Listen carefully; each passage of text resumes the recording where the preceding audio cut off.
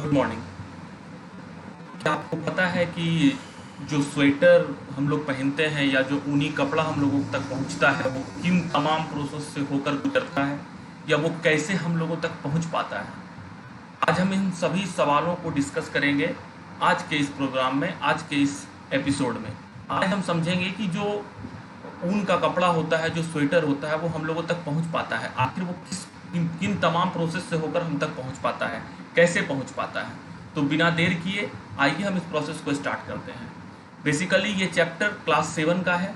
अगर आप क्लास 7 के स्टूडेंट हैं तो आप इस चैप्टर को ज़रूर देखें। अगर आप स्टूडेंट नहीं हैं तो आपको भी ये जानना ज़रूरी है, आपको ये पता होना चाहिए, क्योंकि जो सामान हम अपने दैनिक जीवन में उपयोग कर रहे होते हैं उन सामान के बारे में हमें पता होना बेहद ही ज़रूरी है। तो बिना देर किए हम इस स्लाइड की शुरुआत करते हैं, हम अपने वीडियो की शुरुआत करते हैं। सबसे पहले तो हमें ये समझना होगा कि जो एनिमल फाइबर है, ठीक है, वो कहाँ कहाँ से, किस किस तरह के एनिमल से निकलता है। तो वो भेड़ से भी निकलता है, वो बकरी से भी निकलता है, याक से भी निकलता है। ये निकलता कैसे है? तो उनके शरीर में बाल होते हैं, ठीक है। तो अब ये भी समझना जरूरी है कि ऐसे जानवरों के शरीर में बाल क्यों होता है। ऐसे जानवरों के शरीर में बाल इसलिए होता है ताकि वो उसे गर्म करके रखा जा सके, ताकि उनके शरीर को गर्म रखा जा सके, इसलिए उनके शरीर में बाल होता है, ठीक है। वो बाल उनके शरीर को गर्म करके रखने में मदद करता है। अब बात करते हैं कि ये जो बाल होता है वो कितने तरह का होता है। तो बहुत तरीके का बाल होता है। हम लोगों के शरीर में भी बहुत तरह का बाल होता है। हम लोग के हेड पर जो बाल होता है और जो स्किन पे, हाथ पे जो बाल होता है, इस दोनों बाल में अंतर होता है। कौन सा बाल ज़्यादा कर्स होता है, ज़्यादा कठोर होता है, और कौन सा बाल ज़्यादा मुलायम होता है, ये आपको भी पता है। कर्स बाल का मतलब जो कठोर बाल है, जो कड़ा बाल है। हेयर का, हम लोग का जो सर का बाल होता है वो ज़्यादा कठोर होता है, ज़्यादा मजबूत होता है, ठीक है। अब जो हाथ के पास जो बाल होता है ये बहुत सॉफ्ट होता है। तो ऐसा जो बाल होता है, बालों में जो अंतर है, ये भेड़ में भी पाया जाता है। भेड़ में भी दो तरीके का बाल पाया जाता है, एक जो कड़ा टाइप का बाल होता है और एक दूसरा जो कि सॉफ्ट होता है, जिस तरह हम लोगों के हाथ पे होता है। तो जो सॉफ्ट बाल होता है उसका ज़्यादा इस्तेमाल होता है ऊल बनाने के लिए। आइए हम उसको आगे समझते हैं कि किस तरह से हम उसका इस्तेमाल करते हैं। तो हम लोग क्या करते हैं कि चूंकि हम लोगों को ज़रूरत होता है उसके मुलायम बाल का, तो हम लोग क्या करते हैं, उसके मुलायम बाल के लिए स्पेशल तरीके का जुगाड़ लगाते हैं। जुगाड़ लगाना हम लोगों का काम है, हम लोग हमेशा लगाते हैं, पूरा विज्ञान जुगाड़ पर डिपेंड करता है। तो हम लोग क्या करते हैं, एक ऐसे टेक्नोलॉजी का इस्तेमाल करते हैं जिससे कि जो भेड़ है उसमें ज़्यादा से ज़्यादा मात्रा में वो कोमल वाला जो बाल होता है, जो मुलायम बाल होता है, वो मिले, क्योंकि उससे ज़्यादा बेहतर तरीके का हम लोग ऊन बना सकते हैं। तो इसके लिए हम लोग सेलेक्टिव ब्रीडिंग करते हैं। सेलेक्टिव ब्रीडिंग का मतलब कि उसके पेरेंट का स्पेशल टाइप से सिलेक्शन करते हैं, जिसके कारण कि ऐसा भेड़ पैदा होता है, जिसके भेड़ के पैदा होने के कारण जो हम लोगों को ऊन मिलता है उससे वो हम लोगों के फायदेमंद के लिए होता है, हम लोगों को फायदा पहुंचाता है, ठीक है। तो हम इसे सेलेक्टिव ब्रीडिंग करते हैं। आगे हम लोग पढ़ेंगे हाइब्रिड क्या होता है, ये अगले कभी दूसरे स्लाइड में हम लोग इस पर बात करेंगे समय निकाल के कि ऐसा किस तरह से किया जाता है। तत्काल आप यही समझिए कि हम लोग एक स्पेशल टाइप के ब्रीड का सिलेक्शन करते हैं साइंटिफिकली मेथड के द्वारा, ठीक है, और फिर उसका हम लोग अपने फायदा के लिए इस्तेमाल करते हैं। अब आते हैं और भी एनिमल हैं, ठीक है, जैसे कि याक। आपको स्क्रीन पे इसकी तस्वीर दिख रही होगी, याक। तो याक जो होता है वो तिब्बत और लद्दाख साइड पाया जाता है। आपको पता है तिब्बत और लद्दाख किधर है? इंडिया के मैप में आप तिब्बत और लद्दाख को खोजिए, ये सबसे ऊपर साइड में आपको मिलेगा तिब्बत और लद्दाख, ठीक है। आप इसे मैप में खोजिए, चाइना के साइड मिलेगा या कश्मीर के साइड लद्दाख मिलेगा और चाइना के साइड आपको तिब्बत मिलेगा। आप इसे मैप में देखिए। तो याक जो होता है इसका ऊन का भी इस्तेमाल, सिर्फ भेड़ का नहीं, याक का भी इस्तेमाल हम लोग करते हैं ऊन बनाने के लिए। अंगोरा ऊन, ये बहुत ही फेमस है, बहुत सारे फिल्मों में इसका जिक्र हुआ है। जम्मू कश्मीर में ये अंगोरा गोट पाया जाता है, बकरी है एक तरह का, जिससे कि हम लोग ऊन निकालते हैं। इसके शरीर में भी बड़ा बड़ा बाल होता है। आपको पता है कश्मीर का मौसम कैसा होता है, ठंडा माहौल होता है, तो वहाँ उनके शरीर में भी बहुत ज़्यादा बाल होता है ताकि उन्हें गर्मी दिया जा सके, और हम लोग उनके बाल को निकालते हैं, ठीक है।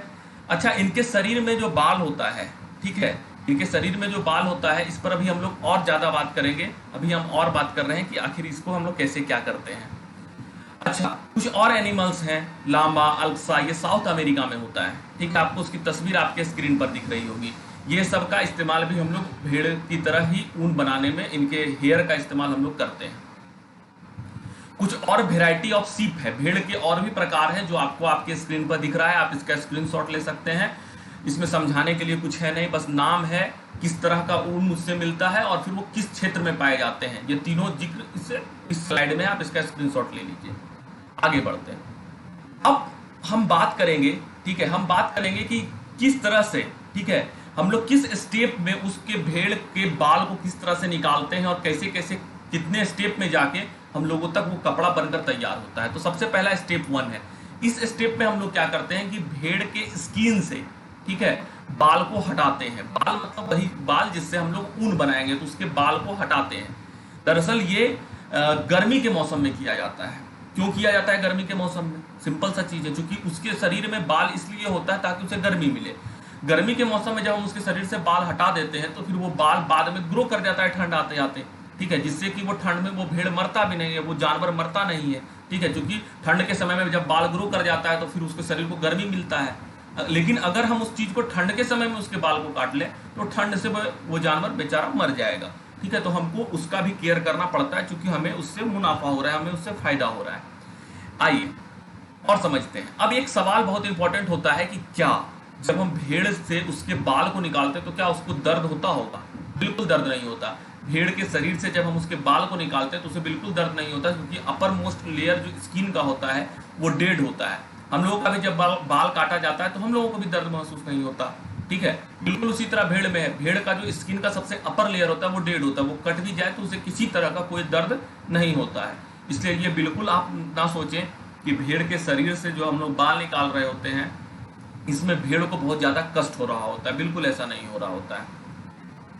Step 2, scoring.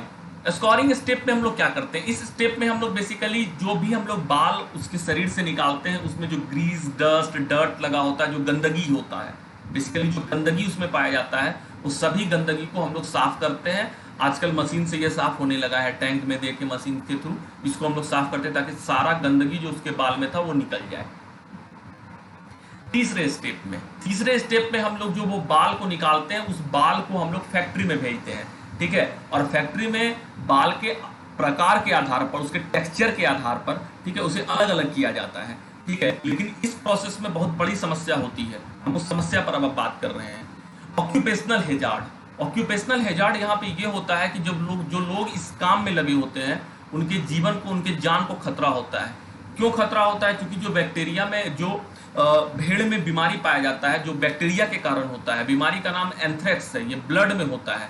ये बीमारी लोगों के शरीर तक पहुंच जाता है इस सॉर्टर प्रोसेस के तहत, ठीक है। जब ये लोग प्रोसेस कर रहे होते हैं तब ये शरीर के अंदर पहुंच जाता है। खैर, अब इस काम में भी मशीन का इस्तेमाल किया जाने लगा है जिससे कि लोगों को इसके खतरे से बचाया जा रहा है, ठीक है। लेकिन जब मशीन का इस्तेमाल नहीं होता था तब ये बीमारी होने का खतरा बहुत ज़्यादा होता था। जो लोग इसमें काम कर रहे होते थे उन्हें इससे बहुत बड़ी समस्या होती रहती थी।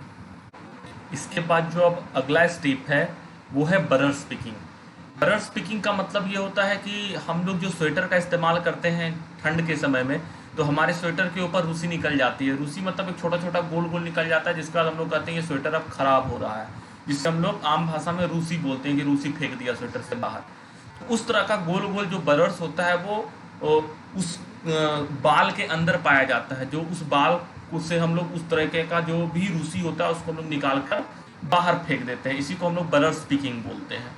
इसके बाद जो 5वां स्टेप होता है वो ये होता है कि हम लोग जो ये फाइबर होता है उसको डाई कर देते हैं, मतलब कलर कर देते हैं। हमको जिस भी तरीके का स्वेटर का इस्तेमाल करना हो हम उस तरीके का कलर उसके ऊपर डाल देते हैं। हमको जिस तरीके का ऊन चाहिए उस तरीके का रंग हम उसके ऊपर डाल देते हैं, यानी अपने टेस्ट के हिसाब से। टेस्ट का मतलब अपने पसंद के आधार पर हम लोग अलग अलग तरीके का रंग उसके अंदर हम लोग डालते हैं।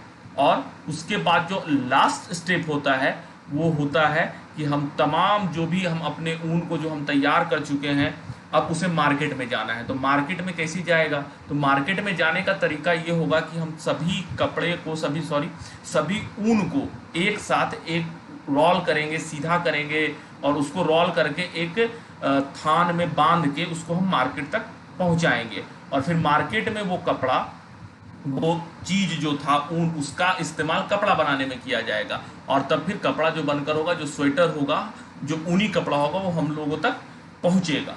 तो ये बात अब आपको समझ में आ रही होगी कि जो स्वेटर हम लोग पहनते हैं वो इतना आसानी से नहीं बन जाता, उसके लिए बहुत सारे प्रोसेस से गुजरना पड़ता है, तब जाकर एक स्वेटर बनकर तैयार होता है।